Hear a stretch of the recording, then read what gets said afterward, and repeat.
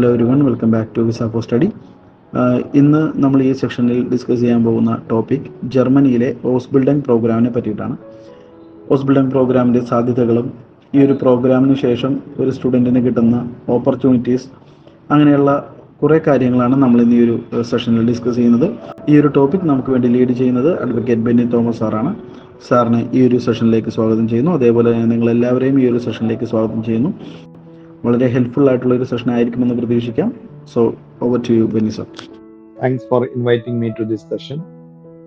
ഇന്ന് നമ്മളിവിടെ ജർമ്മൻ ഓസ്ബിഡൻ പ്രോഗ്രാമിനെ പറ്റിയാണ് ഡിസ്കസ് ചെയ്യുന്നത്.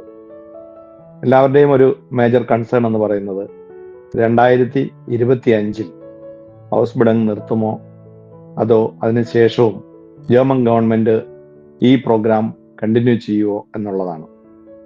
അത് അണ്ടർ ഡിബേറ്റ് ആണ്. എന്തുകൊണ്ടെന്ന് ചോദിച്ചാൽ 2020 മുതൽ 25 വരെ 5 വർഷത്തേക്കാണ് ഈ സ്കീം ജർമ്മൻ ഗവൺമെന്റ് ആദ്യം അനൗൺസ് ചെയ്തത്. ഇതുവരെയും അതിന്റെ നെക്സ്റ്റ് ഫേസ് എക്സ്റ്റൻഷൻ ഡിക്ലെയർ ചെയ്തിട്ടില്ല.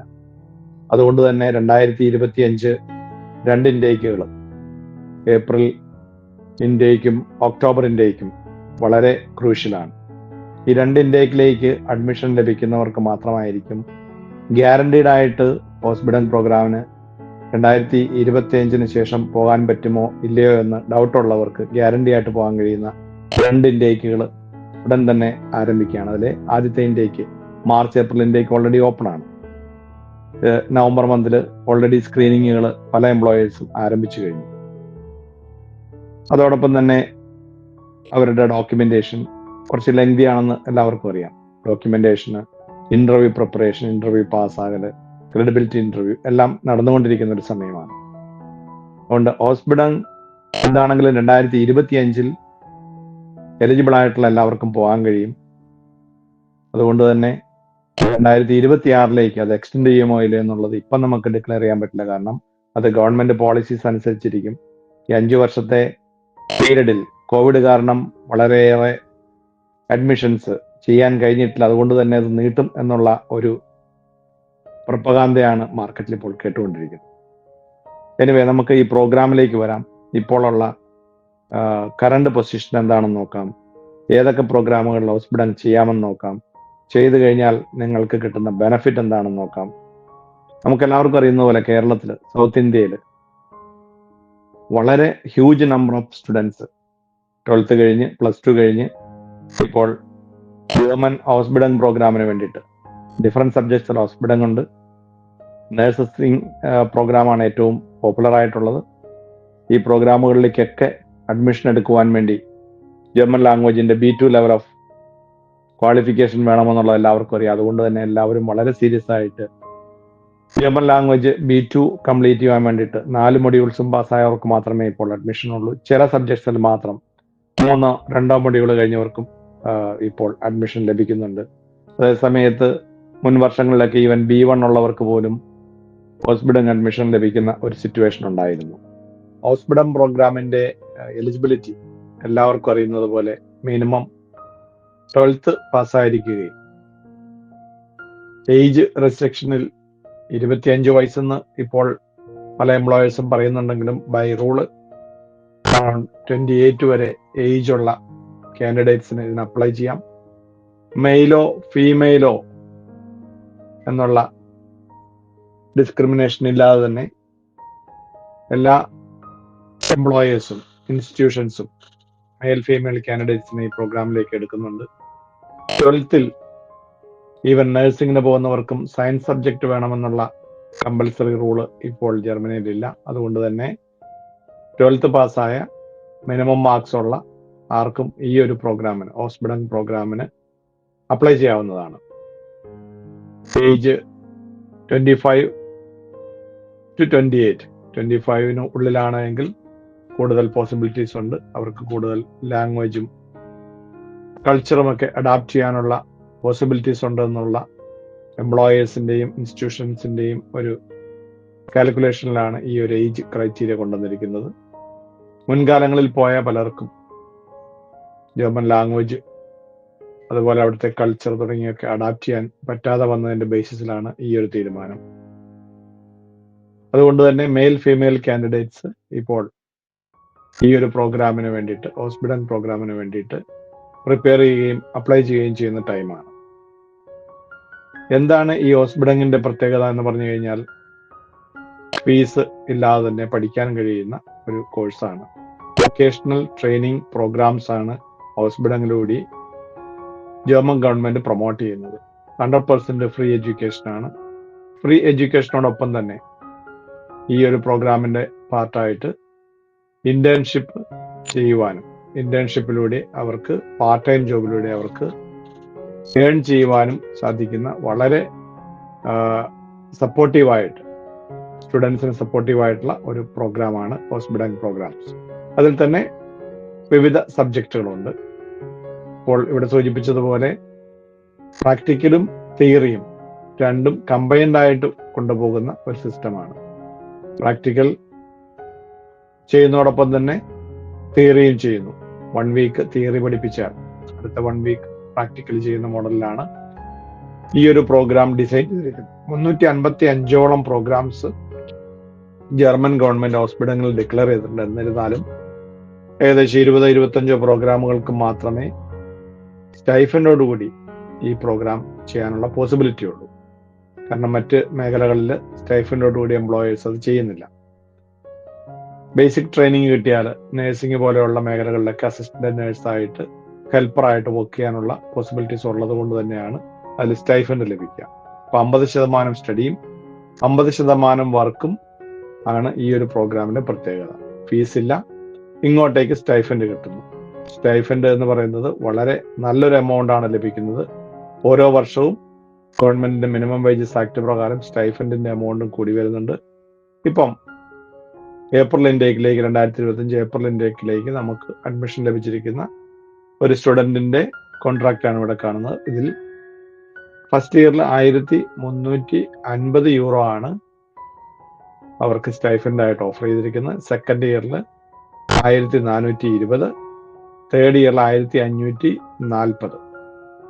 അപ്പോ 1540 യൂറോ എന്ന് പറയുന്നത് ഏകദേശം 1.5 ലക്ഷം രൂപയാണ് തേർഡ് ഇയർ ലഭിക്കുക. ഇത് ഓരോ സിറ്റി, ഓരോ ലൊക്കേഷൻ അനുസരിച്ച് എംപ്ലോയേഴ്സ് ഈ സ്റ്റൈഫൻഡിന്റെ എമൗണ്ടും ഹയറായി പോകുന്നുണ്ട്. അപ്പോൾ ഈ ഒരു ലൊക്കേഷനിൽ ഇപ്പോൾ ഈ ഒരു കാൻഡിഡേറ്റിന് ലഭിച്ചിരിക്കുന്ന ഒരു സാമ്പിളാണ് ഇവിടെ കാണിച്ചത്. അപ്പോൾ 1.25 ലക്ഷം മിനിമം, 1.25 ലക്ഷം മുതൽ 1.25 ലക്ഷം രൂപ വരെ ഈ first year, second year, third ഇയറിൽ സ്റ്റൈഫൻഡ് ലഭിക്കുവാൻ പോസിബിലിറ്റി ഉണ്ട് ഈച്ച് മന്ത്. എല്ലാ എക്സ്പെൻസസും, food, accommodation, travel, insurance, mobile, മറ്റെല്ലാ എക്സ്പെൻസസിനും ശേഷം നല്ലൊരു പൈസ സേവ് ചെയ്യുവാൻ ഈ ഒരു പ്രോഗ്രാമിൽ കഴിയുന്നു എന്നുള്ളതാണ് ഇതിൻ്റെ ഒരു പ്രത്യേകത. അതിനാൽ തന്നെ ഇപ്പോൾ കേരള മാർക്കറ്റിൽ ഏറ്റവും അധികം കുട്ടികൾ ട്രൈ ചെയ്യുന്ന ഒരു പ്രോഗ്രാമാണ് ജർമ്മൻ B2 പാസ്സായി ഹോസ്പിറ്റലിന് പോകുക എന്നുള്ളത്. എലിജിബിലിറ്റി പറഞ്ഞപ്പോൾ സൂചിപ്പിച്ചിരുന്നു. +2, ഏജ് 28, മാർക്സ് മിനിമം മതി, എനി സബ്ജക്ട്സ്. അതോടൊപ്പം തന്നെയുള്ള റിക്വയർമെന്റ് ആണ് ജർമ്മൻ ലാംഗ്വേജ് പഠിക്കുക എന്നുള്ളത്.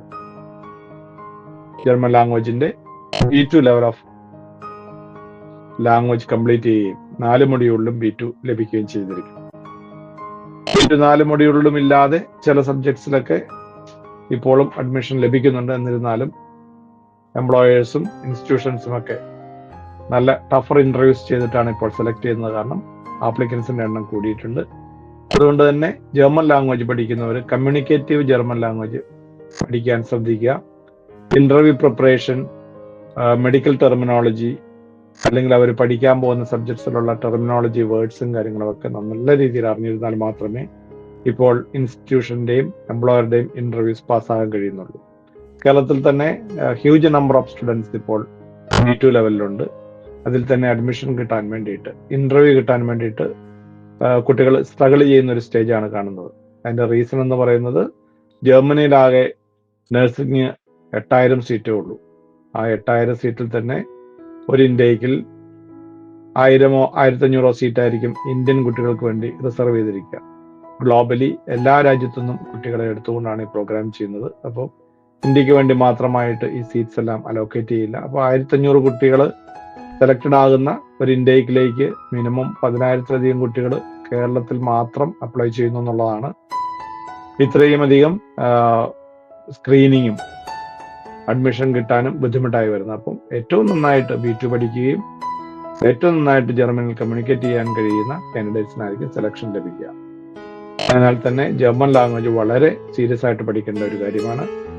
വിസ ഫോർ സ്റ്റഡിയുടെ ഫോറിൻ ലാംഗ്വേജ് അക്കാഡമി ജർമ്മൻ ലാംഗ്വേജിന്റെ ബേസിക് മുതൽ B2 വരെ കുട്ടികളെ നല്ല രീതിയിൽ പ്രിപ്പയർ ചെയ്യിക്കുകയും അവർ എക്സാമിൽ പാസ്സാകുന്നെന്നും എംപ്ലോയർ ഇന്റർവ്യൂവിൽ പാസ്സാകുന്നെന്നും ഉറപ്പുവരുത്തുകയും ചെയ്യുന്നുണ്ട്. B2 ഒരു മൊഡ്യൂളോ 2 മൊഡ്യൂളോ ഒക്കെ കിട്ടി നിൽക്കുന്നവർക്ക് ഞങ്ങളുടെ ഫോറിൻ ലാംഗ്വേജ് അക്കാഡമിയിൽ ജോയിൻ ചെയ്ത് അവരുടെ മിസ്സായിട്ടുള്ള മൊഡ്യൂളുകൾ കംപ്ലീറ്റ് ചെയ്ത് എംപ്ലോയർ ഇന്റർവ്യൂവിന് പ്രിപ്പയർ ചെയ്ത് സ്പെഷ്യൽ പാക്കേജിൽ നിങ്ങൾക്ക് എംപ്ലോയർ ഇന്റർവ്യൂസ് അറ്റൻഡ് ചെയ്യാവുന്നതാണ്. ഇപ്പോൾ നഴ്സിംഗ് അതുപോലെ മറ്റ് സബ്ജക്ട്സിലൊക്കെയുള്ള ഇന്റർവ്യൂസ് നടന്നുകൊണ്ടിരിക്കുകയാണ്. നഴ്സിംഗിന് പുറമെ ഇപ്പോൾ വിസ ഫോർ സ്റ്റഡി ചെയ്യുന്ന മറ്റ് കോഴ്സസ് ഹോസ്പിറ്റൽ പ്രോഗ്രാമിന്റെ ഭാഗമായിട്ട് IT, carpenter, electrical, mechanics, hospitality, tool makers, industrial mechanics, system administrator, software developer, mechatronics, logistics, food technology, hotel management, civil, craftsmanship, chef, physiotherapist, anaesthesia, medical technical assistant തുടങ്ങിയ കോഴ്സുകളിലേക്കൊക്കെ ഇപ്പോൾ admission ലഭിച്ചു വരുന്നുണ്ട്. ഏതെങ്കിലും nursing അല്ലാത്ത സബ്ജക്റ്റിൽ നോക്കുന്നവർക്കും ഇവിടെ സാധ്യതയുണ്ട്. നഴ്സിംഗും വളരെ നല്ലൊരു നമ്പർ സീറ്റ്സ് 2025 ഏപ്രിൽ അതുപോലെ 2025 ഒക്ടോബർ ഇൻടേക്കിലേക്കും ഇപ്പോൾ തന്നെ ഓപ്പൺ ആണ്.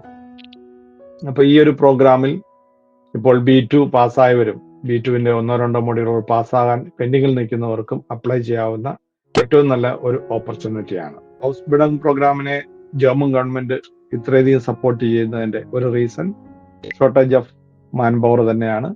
ഈ പ്രോഗ്രാം പഠിക്കുന്നവർക്ക് പഠിക്കുന്ന സമയത്ത് ഫീസ് ഇല്ല എന്നും സ്റ്റൈഫൻഡ് ലഭിക്കുന്നതും നമ്മൾ കണ്ടു കഴിഞ്ഞു.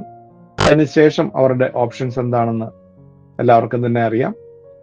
ഈ പഠിക്കുന്ന പ്രോഗ്രാമിൽ അതാത് സബ്ജക്ട്സിൽ അവർക്ക് ജർമ്മൻ ഗവൺമെന്റ് തന്നെ എംപ്ലോയ്മെന്റും അഷ്വർ ചെയ്യുന്നു.